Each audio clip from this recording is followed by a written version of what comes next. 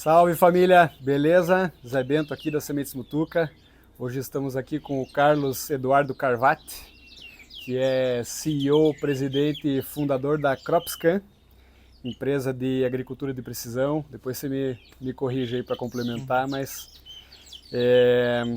a gente está desenvolvendo um trabalho com eles aqui em parceria. Já faz 2 anos que a gente está com um projeto com a Cropscan aqui dentro da Mutuca.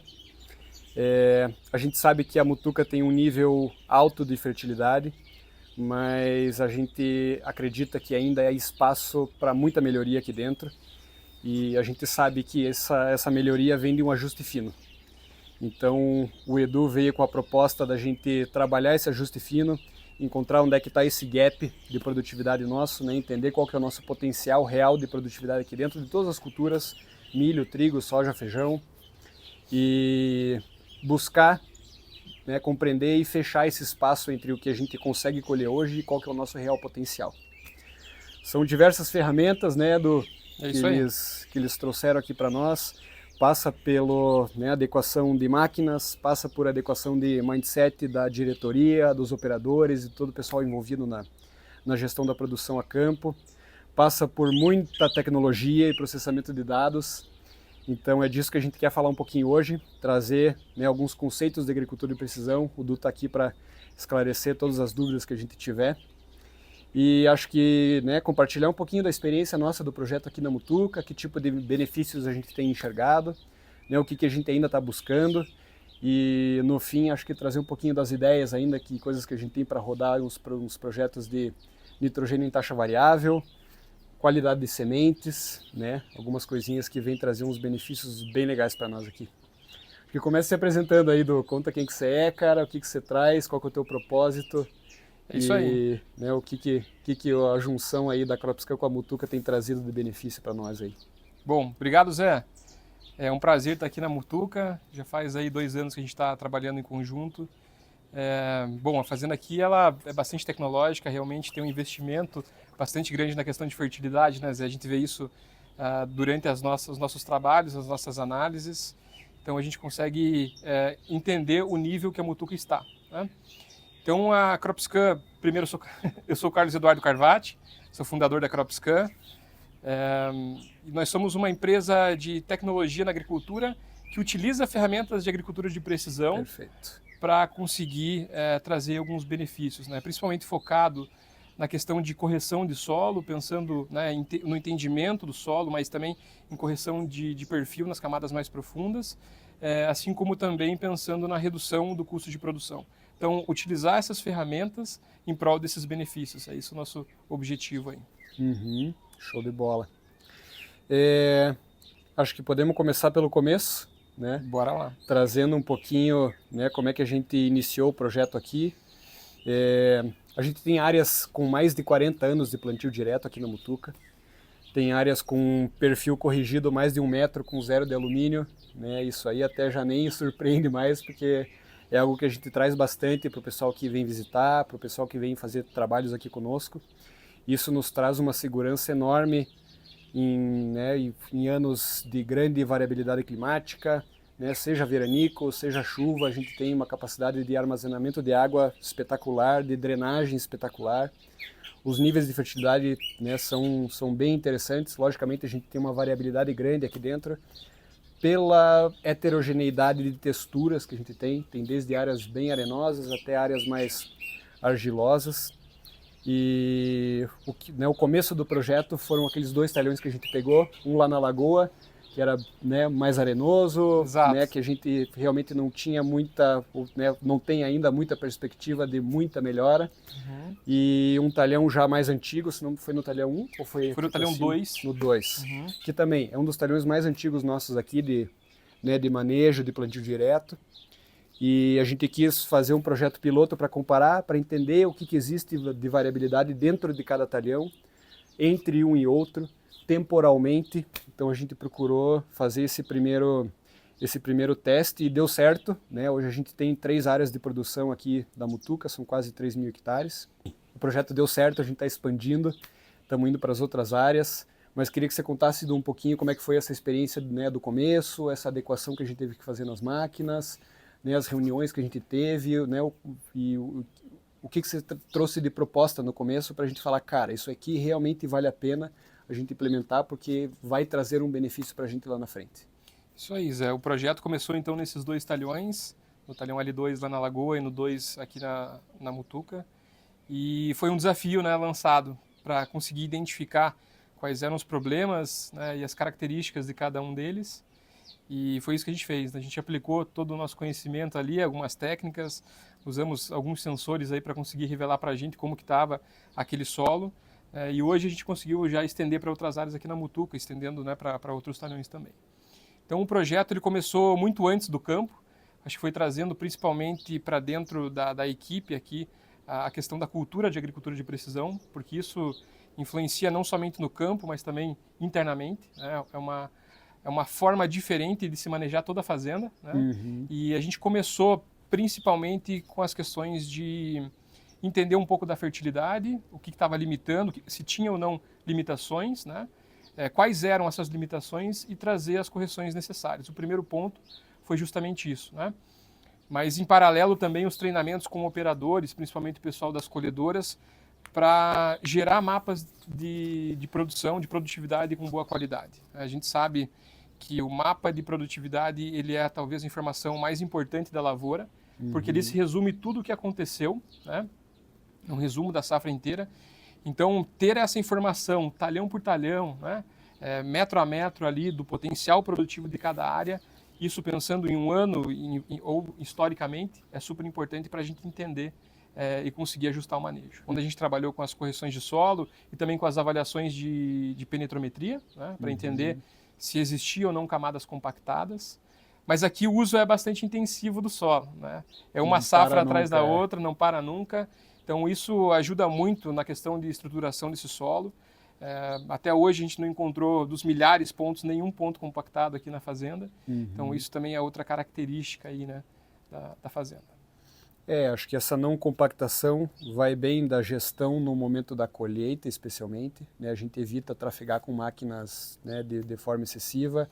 Caminhão também é só em estrada, à beira de talhão, a gente não entra.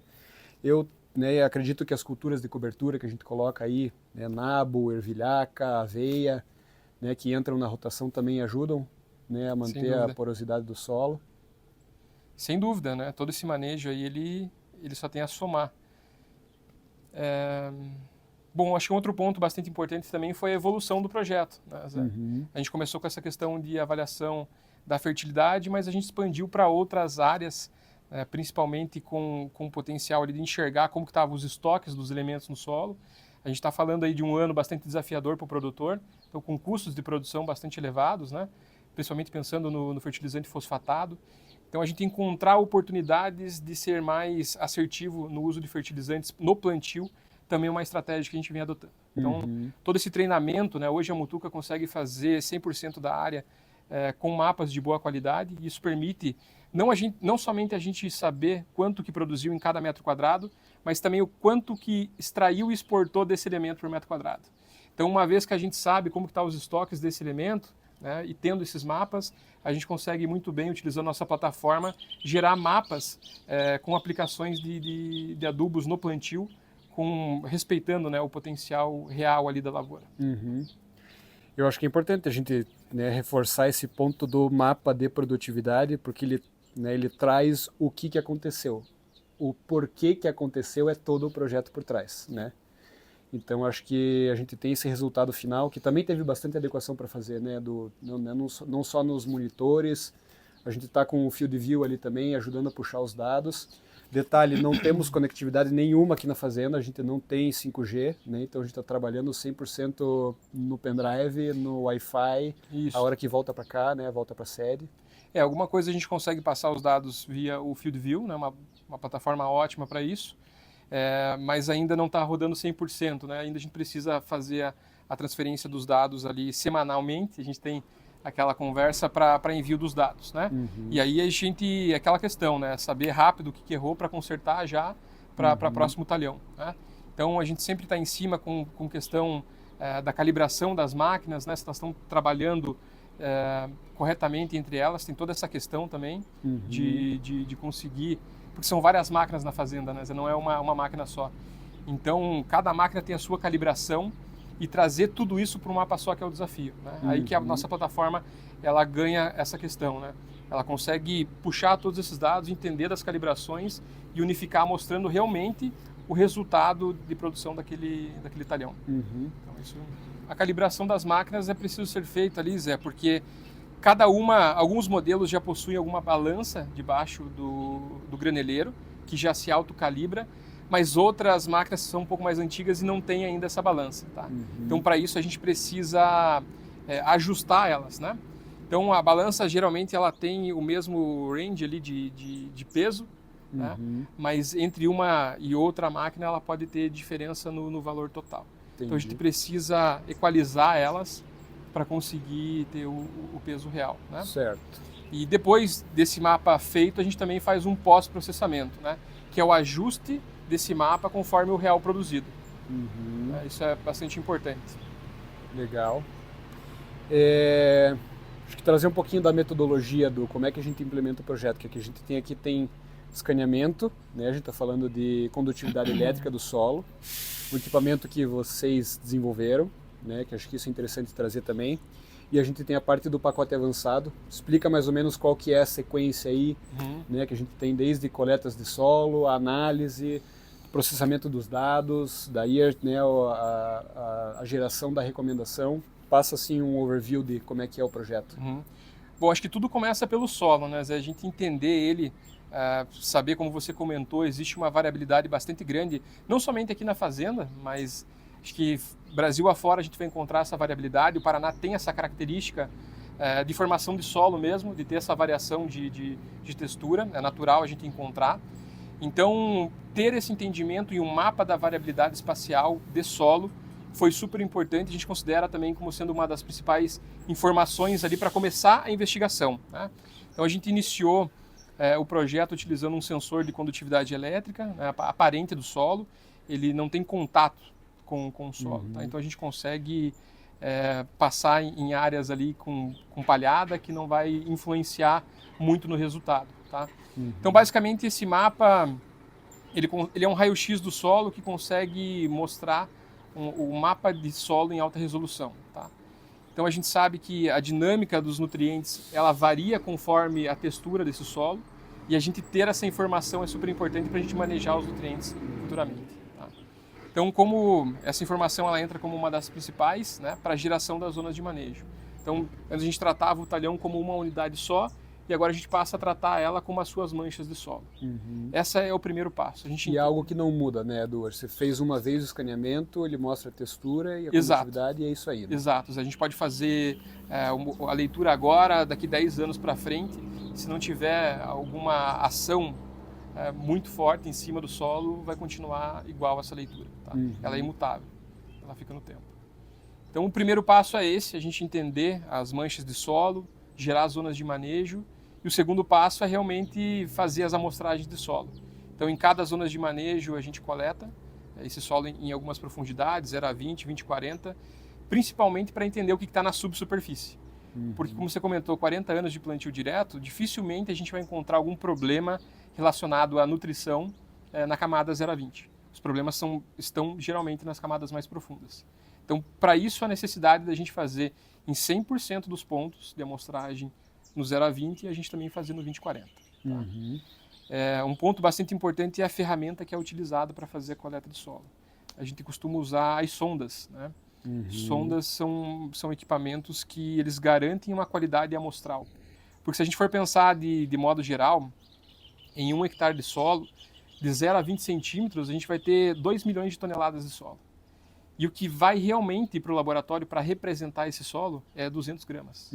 E desses 200 gramas ainda é reparticionado uma parte que vai para fazer em específico aquela análise. 0,0000. É muito pequena essa porção. Então, por isso que todo o capricho, a ferramenta, a metodologia que a gente usa, tem que ser o mais representativo possível daquele solo. E daí a gente está trabalhando num grid de quanto, mais ou menos, entre um ponto e outro? Como é que a gente distribui isso? São 8 pontos dentro de cada zona de manejo. Certo. Né? E as zonas de manejo não costumam ser muito grandes, né? A gente deixa zonas menores ali para conseguir realmente enxergar bem a variação e a questão da fertilidade do solo. Uhum, uhum. Bom, agora acho que o próximo passo é os resultados, o que essas análises geram para a gente, né? Então a gente vem encontrando aqui na Mutuca resultados bastante interessantes, né, Zé? Correção realmente em perfil de solo, não encontramos alumínio basicamente em totalidade aqui na fazenda, né? Em alguns pontos específicos tem uma questão de magnésio que a gente encontrou em algumas áreas, mas isso é totalmente ajustado, já foi ajustado com o uso de calcário dolomítico, né? De modo geral, a parte de correção de solo foi feito um trabalho excelente durante esses anos e agora acho que a maior oportunidade que a gente enxerga aqui não é muito em aumentar a produtividade, né? Mas é em ser mais eficiente no uso dos insumos e principalmente falando aqui dos corretivos e dos fertilizantes.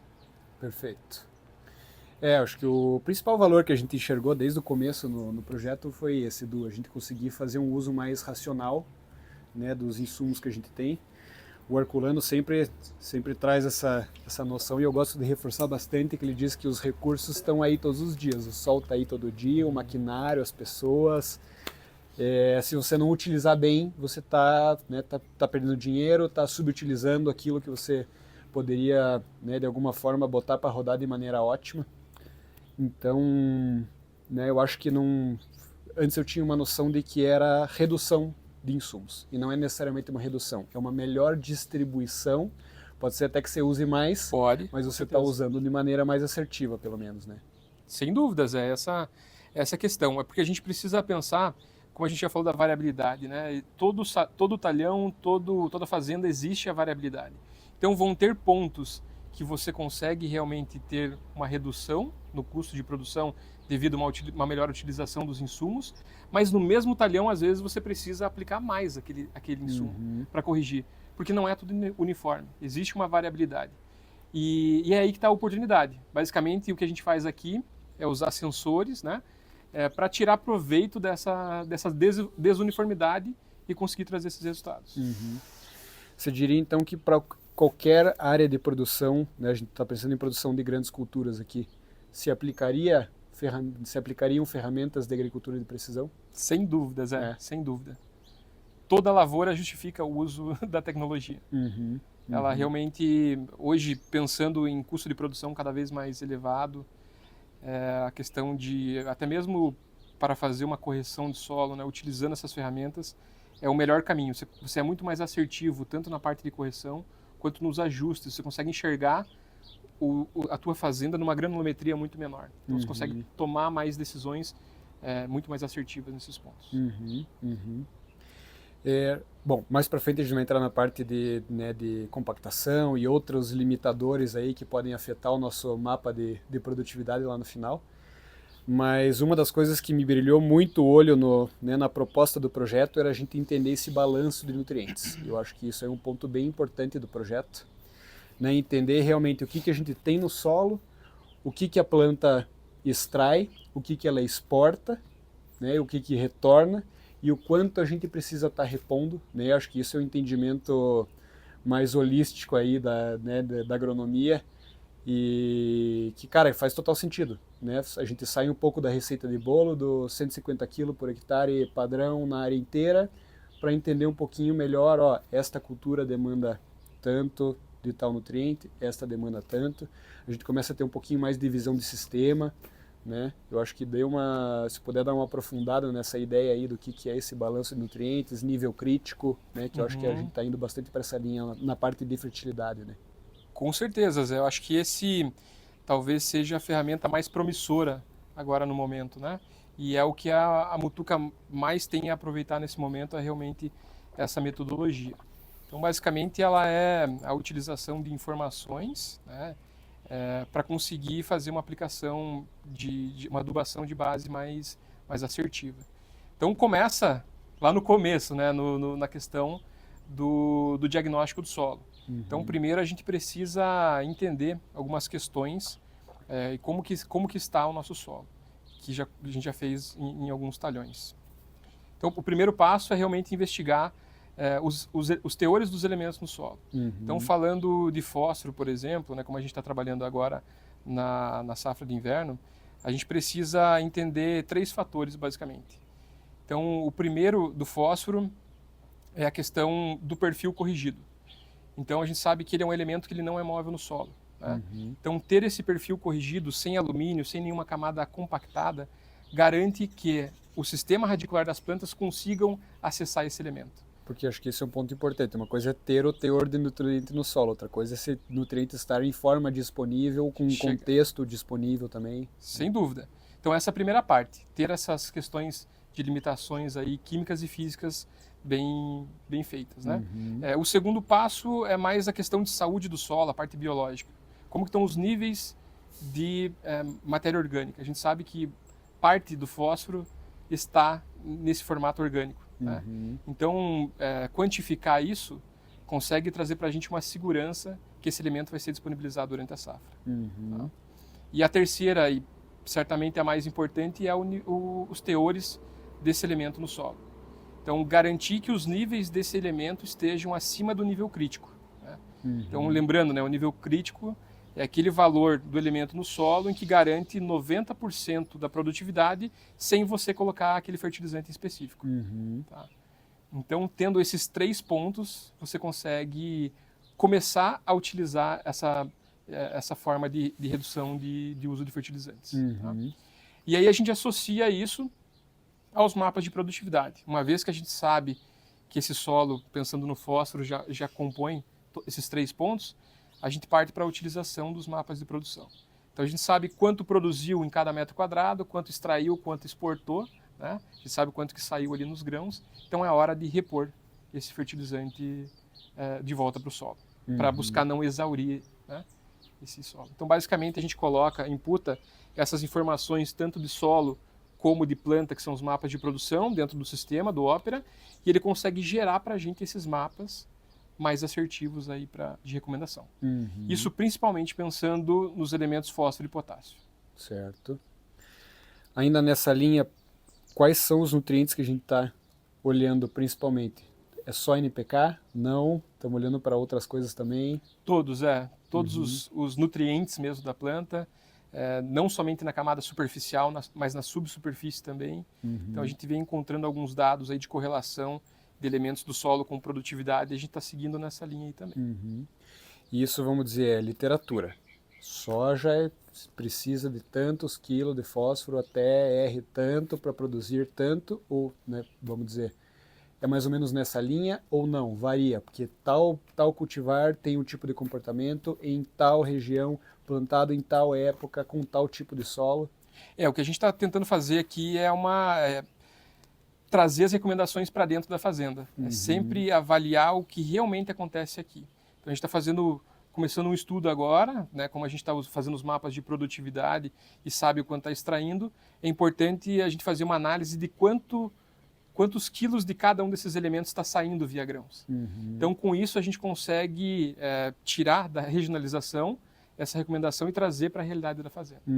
Esse é o ponto, né? Ser muito mais assertivo e começar a olhar internamente.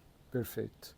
Acho que isso é um dos principais pontos que também nos trouxe a esse encontro aí da Mutuca com a CropScan, é a prestação de serviço de vocês. Né? A gente sabe que a agricultura de precisão é um negócio tailor-made, não adianta vir com uma fórmula pronta, né? Existe uma metodologia estabelecida, existe estudo, existe literatura, mas eu acho que o benefício real está em ter vocês aqui dentro para fazerem, né, fazerem parte realmente da atividade, não só de ter os dados na mão e saber o que a gente tem aqui, né, mas de ter as pessoas envolvidas para saber que tem um cantinho ali que, ali é sempre problemático, né, ou tem uma outra área ali que realmente essa aqui é a que produz mais.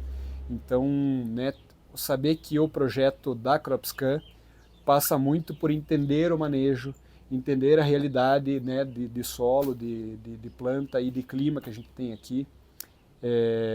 Isso aí realmente faz muita diferença. Isso aí, Zé. Eu fico muito feliz também que a gente está conseguindo unir várias frentes da agronomia, né? A plataforma nos dá essa possibilidade de colocar dados de planta, dados de solo, dado de clima, né? A gente está começando agora toda a questão de modelagem, dados futuros, previsibilidade das coisas. Então é esse o caminho que a gente está indo, né? Conseguir ser cada vez mais previsível, aprendendo com o passado. Então acho que a gente está bem nesse ponto agora, de juntar todos esses dados, entender o que eles contaram para a gente no passado, para que a gente não erre de novo, né? E seja mais assertivo cada vez mais. E tem padrão? Dá para a gente olhar para o passado e, né, logicamente, a gente tem, né, variabilidade de um ano para o outro, porque, né, a gente tem, né, El Ninho, tem Laninha, tem, enfim. Mas dá para a gente olhar dados para trás o suficiente para criar uma previsibilidade, ou pelo menos uma linha de, né, uma faixa e que a gente possa trabalhar? Sem dúvidas, que a gente tem histórico desde 2004, então é bastante dado que a gente consegue trabalhar, passou por diversos anos e existem padrões, que a gente consegue identificar esses padrões. Então você comentou principalmente com essas questões climáticas, de El Ninho, Laninha, a gente consegue sim trazer padrões de produtividade que aconteceram para as culturas nos anos passados e a gente aplicar nesses anos futuros, né? Perfeito. Esse que é a visão. Vou falar isso olhando para a câmera, nós temos dados desde 2004. Até então eles não foram explorados com a profundidade que estamos explorando hoje. Mas vejam a importância de se ter dados de qualidade acessíveis, né, disponíveis, bem armazenados e né, num formato que a gente consiga, né, trazer para plataformas que a gente trabalha hoje.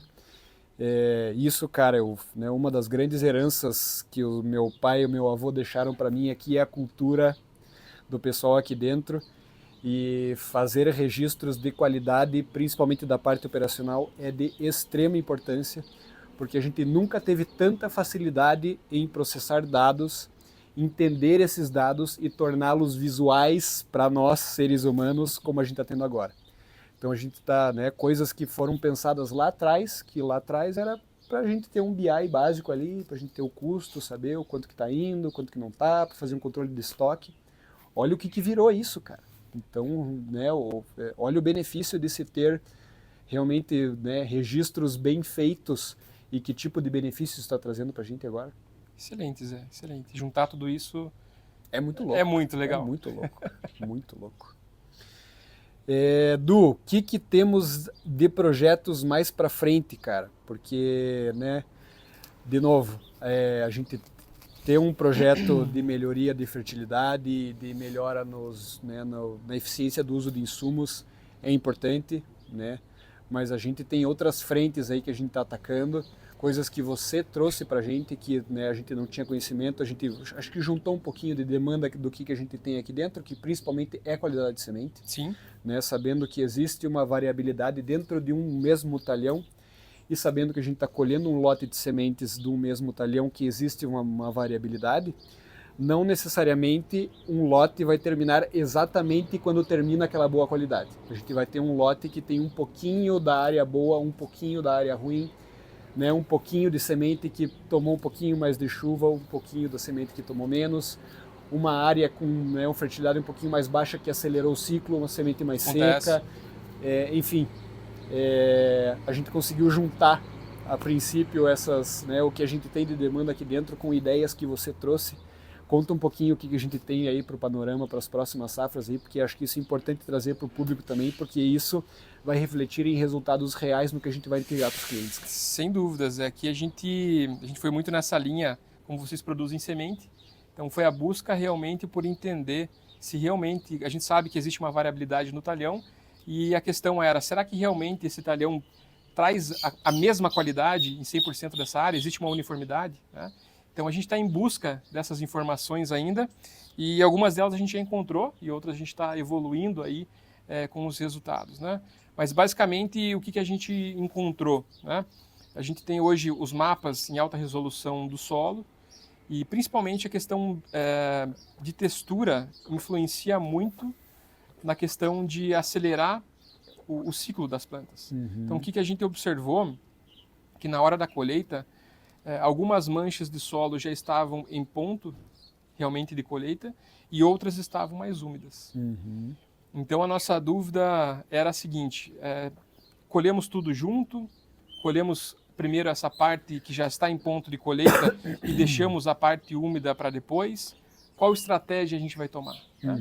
Então a gente continua ainda fazendo esses experimentos, analisando a qualidade de semente nessas manchas, né, para conseguir aí melhorar ainda mais a qualidade das sementes para frente. Acho que pensando que a gente partiu da premissa de que uma planta mais bem nutrida geraria sementes de mais alta qualidade, mas não necessariamente. Não Né? A necessariamente. gente está entendendo que existe, né, N fatores que podem afetar a qualidade da semente. A gente faz isso né, nas nossas análises de vigor aqui de tetrazóleo e de envelhecimento acelerado, que, cara, tem uma cacetada de outros fatores que pode ser que realmente a semente proveniente de uma planta mais bem nutrida tenha um tegumento mais resistente, ela tenha uma microbiologia interna mais bem trabalhada, mais diversa, mas vem uma secada num canto ali que a gente não estava esperando já. É isso aí. Né? Já cai por terra a teoria da semente mais bem nutrida é melhor. É isso, acho que são duas frentes que a gente tem olhado. Principalmente a questão de textura do solo, mas associado também à questão climática. Então, se foi um ano que teve chuvas regulares, esse problema ele é muito menor. Agora, em um ano em que teve problemas climáticos, onde ocorreu seca, esses locais, esses problemas são mais acentuados. Então, a gente precisa colocar essas duas informações juntas, né, ano a ano, indo entendendo esses dados para tomar essas decisões. Mas o futuro é esse, o futuro é tentar entender o que acontece, o que causa essas variabilidades, né, e conseguir trazer lotes uniformes aí. Quanto mais uniforme melhor. Né? Então, né, talvez não chegue nunca numa excelência máxima aí, porque, né, mas não misturar, não estragar o pior, né? Acho que esse que é o ponto. A gente não misturar os lotes já deixa um lote muito melhor ainda, né? Já aumenta muito mais a qualidade. Porque acho que da mesma forma que no campo a gente está no ajuste fino, né, depois que é trazido para dentro de casa aqui, também tem ajustes finos a serem feitos para a gente conseguir segregar esses materiais, saber o que é de melhor qualidade, o que é pior. Exato. Né? Hoje a gente tem alguma limitação aí no tempo das análises de vigor, né, que levam alguns dias aí para sair o resultado, e a gente, né, infelizmente pela correria do operacional, a gente não tem como esperar muitas vezes o resultado do tetrazóleo para saber o que a gente vai segregar, mas pelo menos tendo um guia no campo, sabendo que existe uma tendência a esta área estar entregando sementes de melhor qualidade, a gente consegue dar uma conduzida aí dentro, né? Bom, temos uma pergunta aqui, trata um pouquinho, né, entender as manchas de solo. Né? Ele está perguntando, em momentos de falta de chuva, como é que a gente trabalha essas manchas de solo para que a gente consiga, né, ele coloca aqui correção de solo, e acho que passa por isso também, mas entender quais são os aspectos que a gente precisa trabalhar nessa área que a gente tem para evitar essas áreas em que falta mais água. Legal, Zé, boa pergunta. Eu acho que existe essa variabilidade e a gente precisa conviver com ela, né? Então, existem solos mais argilosos que vão conseguir reter mais essa água e vai conseguir passar por um período, por exemplo, de déficit hídrico mais facilmente do que áreas mais arenosas, né? Então, existem manejos que a gente consegue ajustar, principalmente pensando em população de plantas. Esse é um artifício que a agricultura de precisão consegue trazer, né? Mas eu acredito muito nessa questão de manter a umidade pensando no perfil de solo. Então, a gente tem que ter um perfil corrigido pensando em alumínio, né? Não somente na superfície, mas lá para baixo, em subsuperfície, que é um impedimento químico, mas também não ter uma limitação física do solo, uma compactação. Então, esses dois fatores, eles limitam o crescimento radicular. Quando a gente faz manejos como a calagem, né, ou até mesmo a gessagem que consegue não corrigir, a gessagem que consegue complexar esse alumínio que está em subsuperfície, essas práticas você consegue fazer com que as raízes das plantas consigam descer mais no perfil do solo e acessar a água que vai estar lá embaixo na subsuperfície. Então, acho que o ponto é esse, né? Ter um perfil corrigido tanto quimicamente quanto fisicamente. E para saber que está corrigido, a gente está olhando necessariamente para o solo ou não? A gente tem que começar a analisar a planta. Eu estou pensando na nossa reunião ontem com a Field Crops. Eles mostraram aquele gráfico de 0 a 20, 20 a 40 e 40 a 60 da distribuição de raízes. Isso, né, eu entendi que tem que ser, né, geralmente é uma pirâmide invertida, É interessante olhar para esse tipo de coisa também, saber existe mais ou menos um delta ali que a gente tem que ter de distribuição de raízes. É legal que a raiz vá o mais fundo possível, falar, puta, nós temos raiz até 1 metro aqui. Isso é interessante? Eu falo, cara, não. Sem dúvidas, quanto melhor o ambiente a gente deixar para que a planta consiga ter o máximo potencial de crescimento de raiz, a gente permite que ela consiga passar pelas adversidades mais facilmente, né? Então acho que é esse que é o ponto. Então, com certeza, cada tipo de planta tem o sistema radicular dela, né? E o crescimento, a genética dela vai dizer o quanto ela consegue crescer em raiz, mas a gente precisa também fazer o nosso dever de trazer isso, essa correção para o perfil do solo, né? Permitindo com que ela consiga trazer o máximo da genética ali dela no solo para a gente. Uma coisa que eu lembrei um dos pontos iniciais do nosso trabalho aqui foi a gente mexer em população de plantas, né? E isso a gente não comentou e eu acho que é interessante a gente trazer aqui, porque né, a gente hoje tem possibilidade de fazer taxa variável na semeadura, né? A gente tem os nossos distribuidores de adubo aqui que permitem fazer adubação em cobertura em taxa variável, que isso aí a gente já estava fazendo. Agora com as recomendações de vocês fica mais assertivo ainda, né? Fazendo em cima das zonas de manejo que saíram da plataforma. Mas eu acho que esse ajuste de população, entendendo áreas de alta, média e baixa fertilidade, também acontece, né? De forma invertida, pensando em soja e milho. Quer falar um pouquinho sobre isso também? Com certeza, Zé. De novo entra a variabilidade, né? Então a gente tem aí os ambientes de baixa, média e alta, como você falou, e a resposta da planta ela varia conforme a população ideal, ela varia conforme os ambientes de produção. Então se a gente pensar numa planta de milho, ela vai responder no aumento de população de planta no ambiente de alta. Né? Já no ambiente de baixa produtividade, de baixa produção, a gente reduz um pouco a população de plantas para reduzir a competição entre elas, tá? Então, basicamente, essa metodologia para o milho, né? Já para a soja, inversamente. Nas áreas de maior potencial produtivo, a gente acaba reduzindo um pouco a população de plantas pela característica, né, da plasticidade da planta de soja. Então, a planta de soja ela tem essa característica de ocupar o espaço, né? Então, a população pode ser reduzida nos ambientes de alta e nos ambientes de baixa a gente acaba aumentando um pouco ali a população de plantas. Carcando.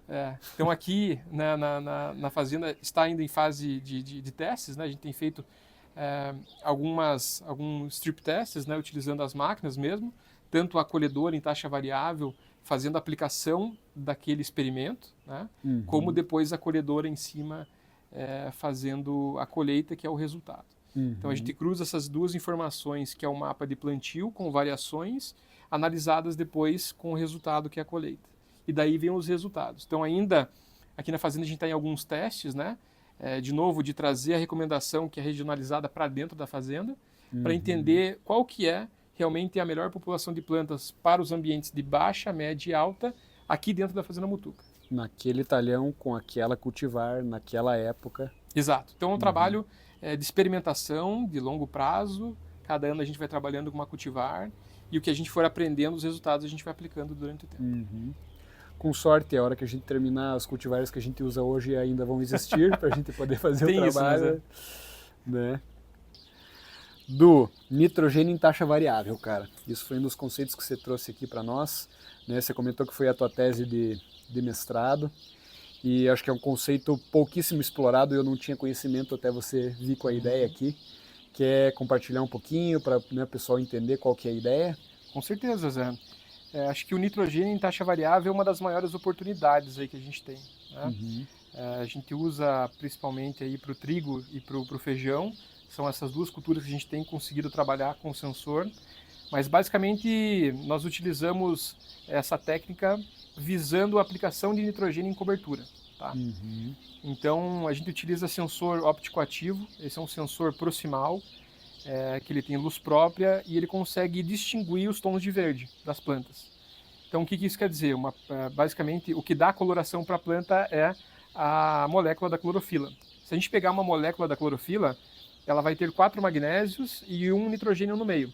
Então é correto a gente falar que quanto mais verde a planta está, mais bem nutrida ela está com o elemento. Tá? Então, basicamente, o que a gente faz é fazer essa leitura num talhão com esse sensor. Né? A gente faz uma aplicação de uma faixa de referência.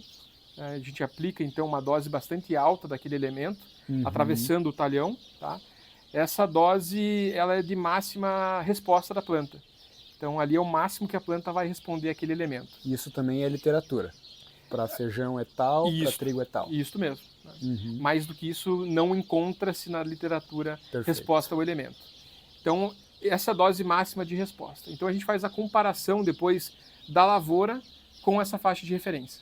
E essa diferença entre eles, a gente joga no nosso software, ele consegue gerar doses, então, para aplicação desse elemento. Né? Porque a gente vai ter um gap entre o máximo de resposta e o que a gente aplicou efetivamente. Mas daí não seria simplesmente pegar e aplicar a rodo e o máximo de resposta possível e beleza? Não, Zé, o nitrogênio ele tem uma dinâmica bastante complexa. Né? Ele tem o nitrogênio que vem da matéria orgânica, né? Um pouco residual das outras culturas ali que está se decompondo, e mais o fertilizante que foi utilizado ainda na semeadura. Então, o que a gente visa ali é entender essas diferenciações que apresentam na lavoura e aplicar somente o diferencial, a diferença entre o que está na planta da lavoura e a faixa de referência. Perfeito, perfeito. Para cobrir esse gapzinho ali. Essa diferença. Show. Vamos ver aqui então as perguntas dos nossos telespectadores. Bora lá. Primeiro, muita gente enxerga a agricultura de precisão como um conjunto de mapas e máquinas. Na sua visão, qual é a verdadeira filosofia por trás da agricultura de precisão? Zé, eu acho que ela é muito mais do que isso, né? Ela vai desde a cultura interna da fazenda em ser muito mais eficiente, mas ela consegue trazer diversos benefícios.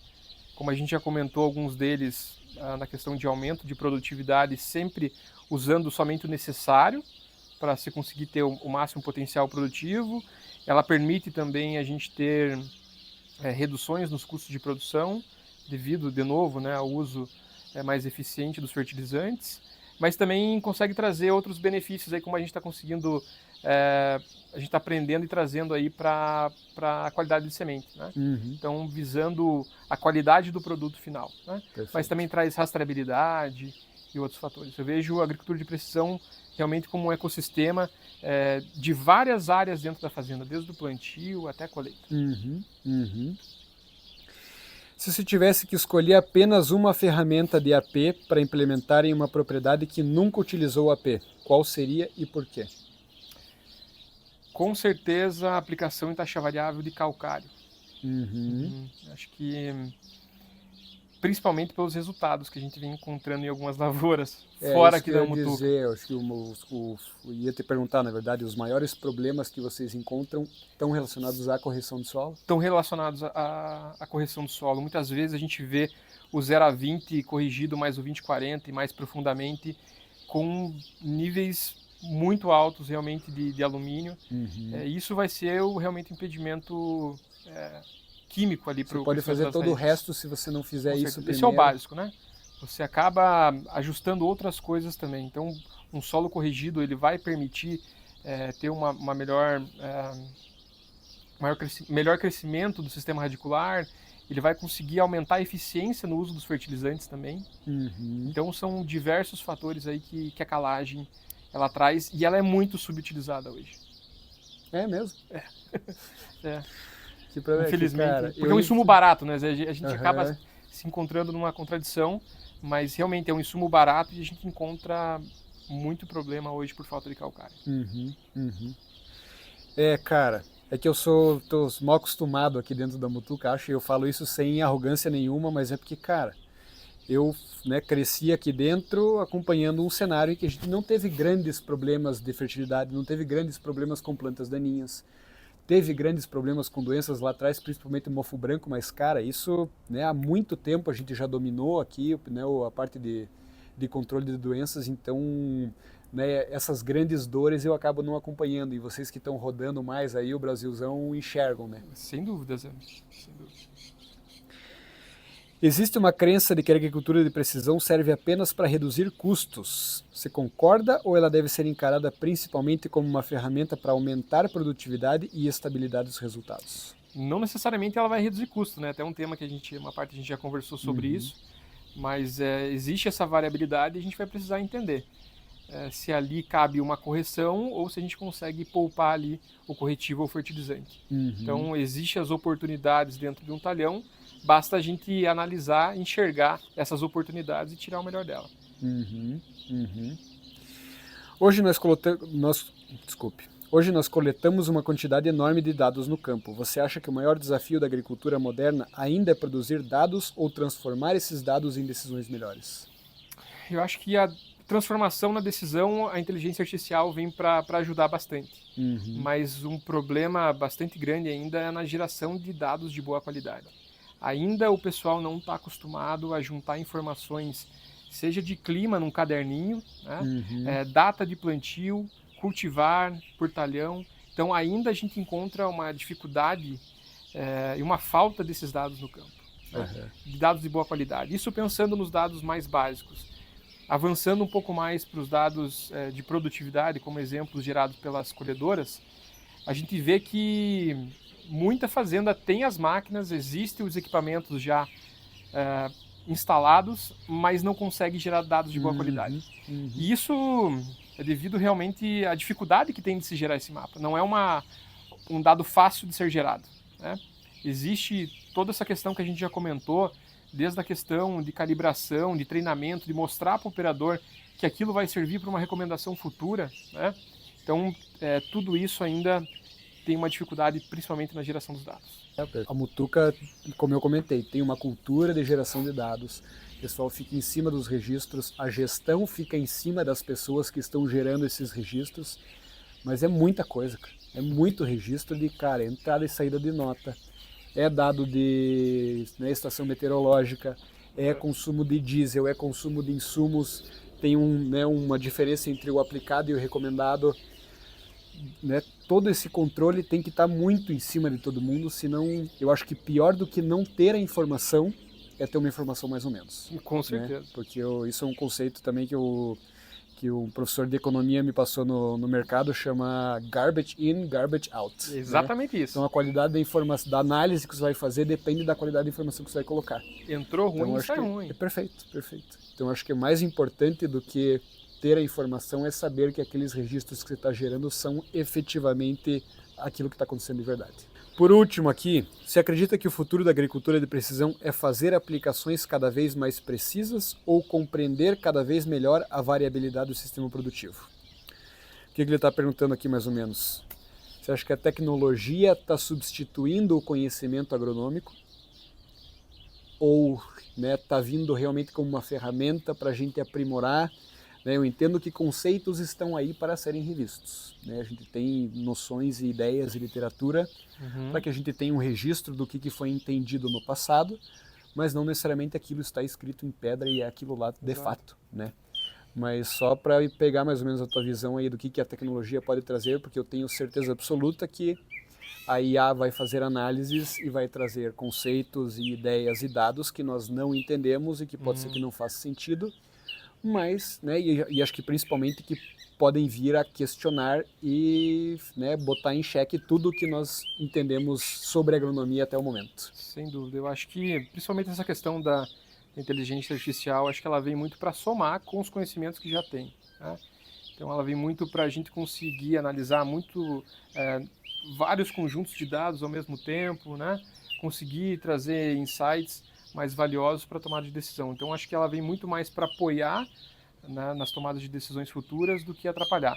Mas é óbvio que a gente tem que usar com bastante prudência ali, porque sempre utilizando os dados de experimentações realizadas na fazenda, nunca confiar em dados que vêm de lá, né, sempre tendo um caminho ali, né, uma informação fidedigna sobre alguma coisa.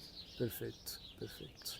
E eu acho que a evolução das máquinas também, cada vez mais, elas vão ficar mais precisas, né? Então, hoje a gente já tem diversos equipamentos de bico a bico, né?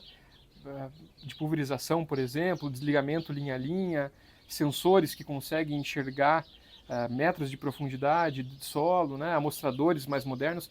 Eu acho que a evolução da indústria de equipamentos para agricultura de precisão tem muito a evoluir, assim como a parte de análise de dados também, utilizando inteligência artificial, né? Os softwares aí para análise desses dados também tem a evoluir bastante. Acho que a gente está num momento bastante oportuno e a gente tem que surfar essa onda, a gente tem que aproveitar todas essas tecnologias, trazer para dentro e tirar o melhor possível delas. Tamo visto. Deu prosa? Deu prosa. Era isso? Pô, obrigado, Edu. Show de bola, cara. Obrigado a você, bom Zé. demais. Estão em casa aí sempre. Acho que vamos fazer mais dessas aí. Beleza? Beleza, bom demais. Valeu, galera. Fiquem Valeu, na paz turma. aí. Um abraço. Junto. Aquele Tamo abraço. junto. Valeu.